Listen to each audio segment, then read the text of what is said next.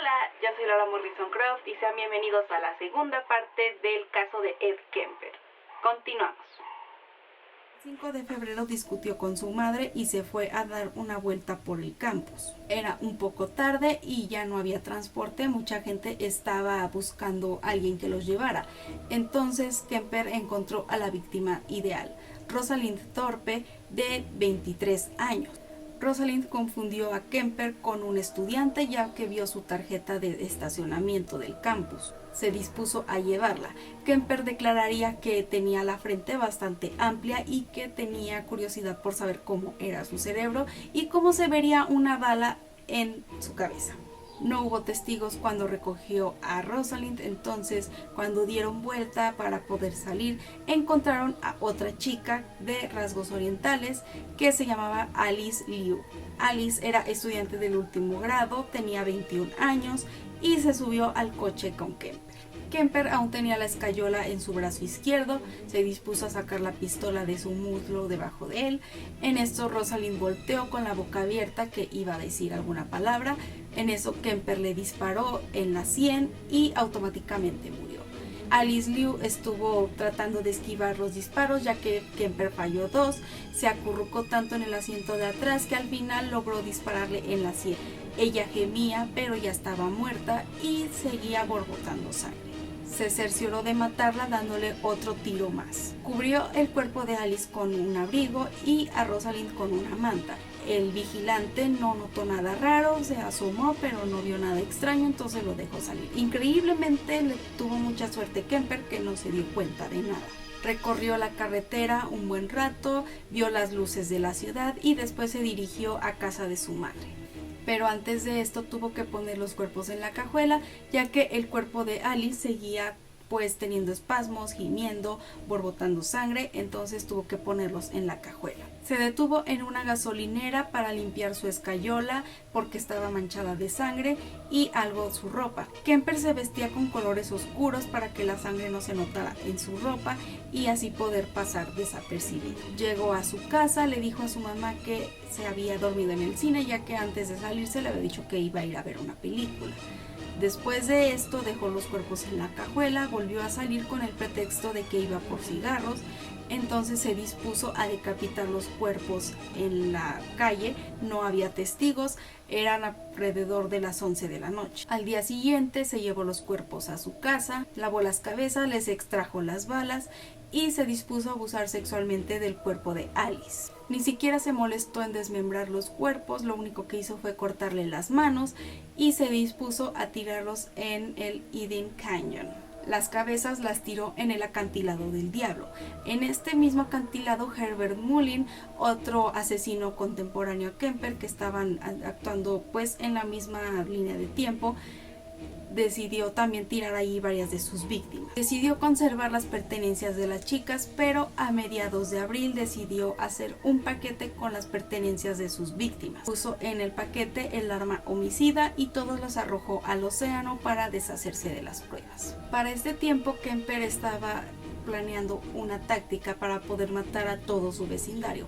Eran alrededor de 10 a 12 familias, pero pensó que el plan era imposible llevarlo a cabo, entonces desechó la idea. Harto de todo esto, estaba planeando retirarse de su vida criminal, pero antes tenía que dar el acto triunfal o el final pues magistral para poder quedar en la historia. El 20 de abril era Viernes Santo, llegó a su casa, le habló a su mamá y le dijo ella a él que no iba a llegar a la casa temprano, que iba a llegar algo tarde. Entonces se dispuso a estar en la sala viendo la televisión, tomando cerveza, un poco ansioso, desesperado de ver a qué hora llegaría su madre. Ya eran las 2 de la madrugada y su madre no llegaba hasta que llegó a las 4 de la mañana. Se dispuso a ir a verla a su habitación, en eso ella le dijo que si él quería hablar y le dijo Kemper que no, que al siguiente día iban a hablar. Kemper se fue muy tranquilo de que no se había peleado con su mamá porque no quería separarse de ella después de algún problema. Después de estarlo meditando tanto tiempo, a las 5:15 de la mañana llegó a la habitación de su madre, vio que estaba dormida sobre su lado izquierdo y se dispuso a observarla un momento para después asestarle un martillazo en la cabeza. Empezó a ver cómo la sangre recorrió su cara, pero seguía viva. Decapitó el cuerpo, el cual llevó al armario y limpió toda la sangre que había salpicado en la pared, en la alfombra, en la cama y todo eso. Después le quitó la laringe a la cabeza de su madre y la llevó al triturador de basura. Para él fue como un gesto poético que la laringe no se la tragara, pues el triturador fue algo así como una revelación de que su madre al fin ya no le iba a gritar, ya no lo iba a humillar ni a hacer sentir mal. Tuvo sexo con la cabeza, después la puso en una repisa, creo que en su chimenea, y le empezó a lanzar dardos, humillándola y burlándose. Después tuvo sexo con el cuerpo. Se sintió un poco intranquilo, sentía que algo estaba mal, así que decidió salir de la casa a ir a cobrarle a algún amigo para poder matarlo. Un amigo de él le debía $10. Al salir de su casa, pues su amigo sí le pagó la deuda que tenía con él de $10 y él se sintió tranquilo invitándole $5 de cerveza y se dio cuenta de que no iba a matar a su amigo y esto lo tranquilizó bastante.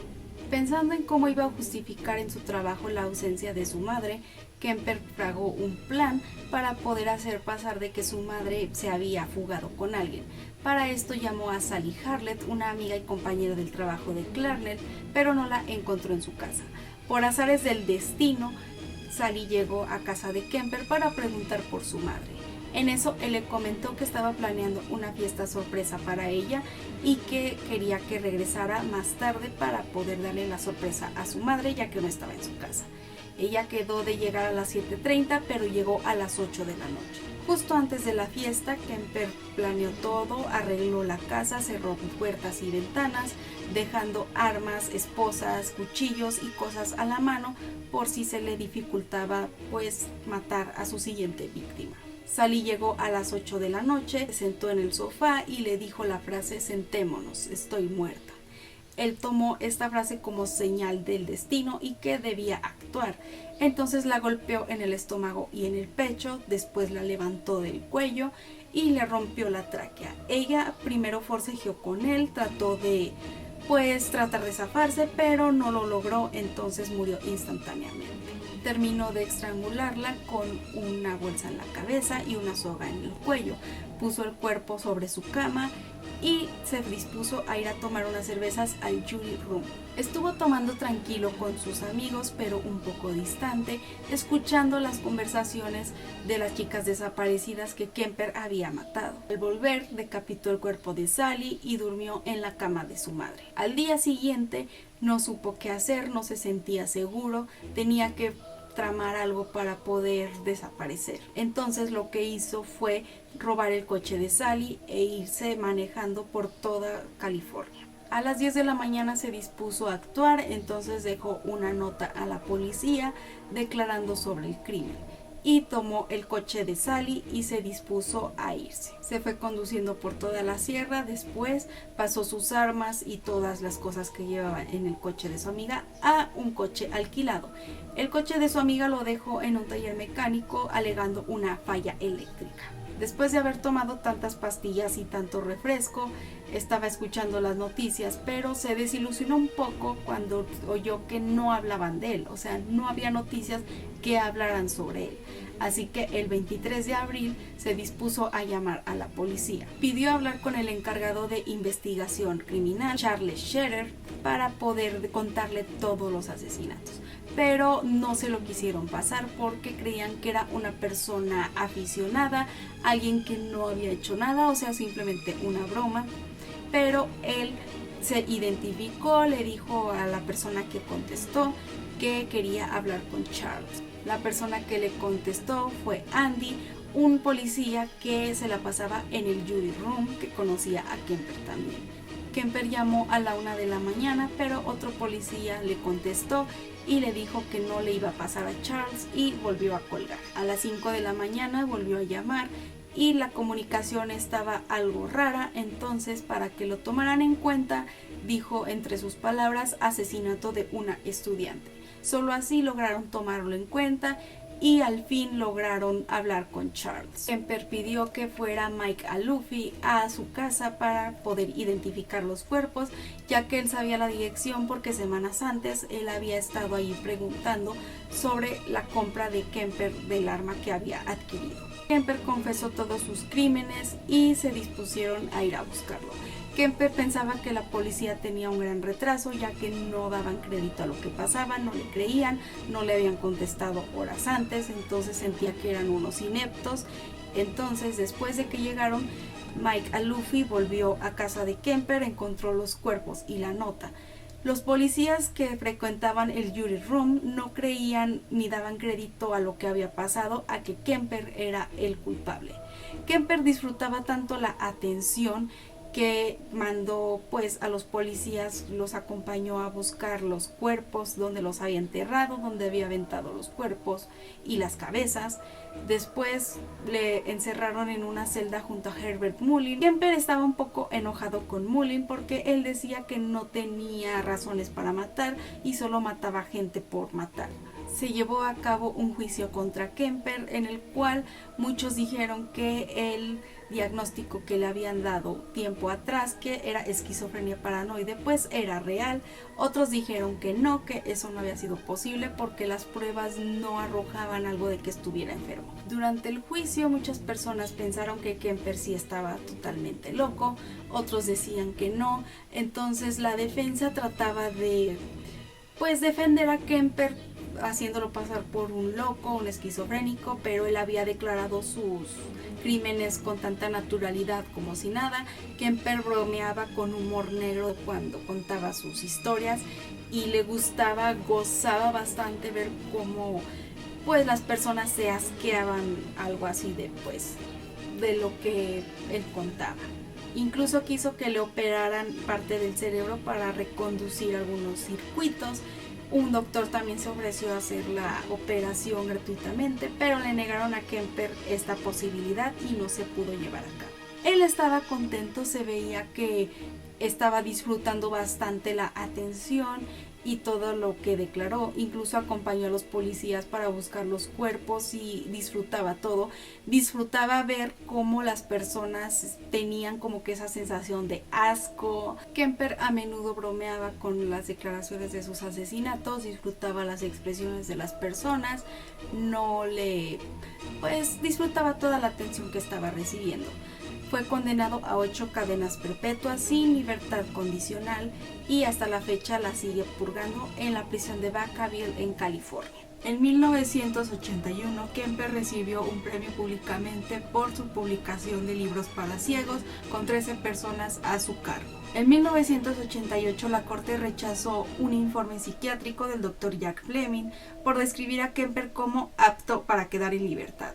Entonces le negaron la libertad condicional y hasta la fecha sigue purgando su condena. Kemper ya no ha dado más entrevistas. Su última entrevista fue en 1991. Les voy a dejar un link abajo para que la chequen si quieren. Él ya no quiso dar entrevistas porque pues en todas siempre le preguntaban lo mismo del por qué mató a sus abuelos, por qué mató a su madre, a las demás personas. Entonces esto para él ya era algo tedioso y ya no quería hablar más del tema.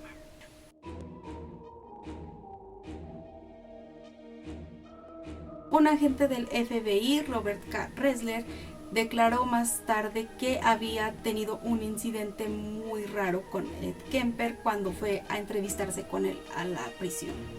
En el libro de Asesinos en Serie que yo les recomendé, habla de dicho acontecimiento que padeció Robert K. Ressler con Kemper.